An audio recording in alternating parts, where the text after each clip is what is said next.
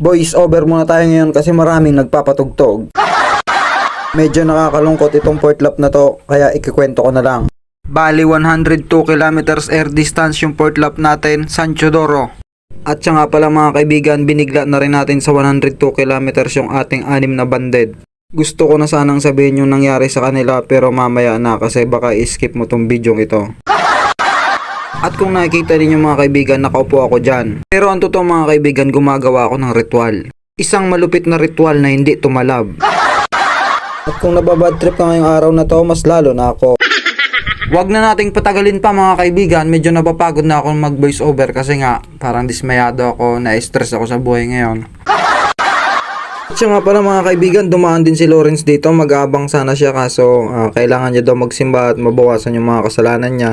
Kaya sabi ko na lang kay Lawrence mga kaibigan, ipagdasal niya na lang ako. Grabe ang lalakas ng kalaban mga kaibigan. 1170, Idol Manlises. Hanip. Mga robot. At dumating din mga kaibigan si Alexander the Great. Medyo nabubulol na naman ako. At nung pinapasok ko na si Alexander mga kaibigan, nako po, lumipad. Nasa 5 minutes mga kaibigan tumambay si Alexander dun sa bubong ng kapitbahay namin. Medyo nayayamot na talaga ako. At hinayaan ko na lang din na pumasok. Medyo bumalik din siya. Kaso ganun talaga ang buhay. Kahit naman i-clock natin, wala talagang abutin sa pooling.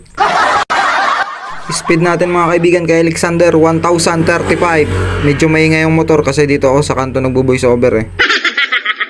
Ang tagal niya talagang pumasok mga kaibigan. Hindi ko sukat akalain na magiging ganun yung ugali niya ngayon. Siguro sa sobrang pagod o na-stress na siya sa buhay niya.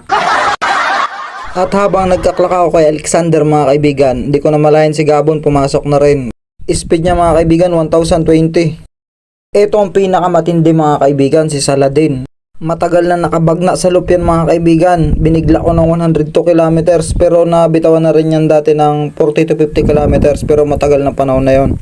Training ito mga kaibigan, halos 5 minutes lang yung interval niya kay Gabon. Ibig sabihin halos 1-1 ang speed nito. Mabilis pati siyang pumasok. At sunod na dumating mga kaibigan, si Karma. Ayan o, yung baliling survivor natin. Napakabilis din ito. Ang pagitan niya kay Saladin 4 minutes. At ang pinakamatindi, napakabilis din niyang pumasok.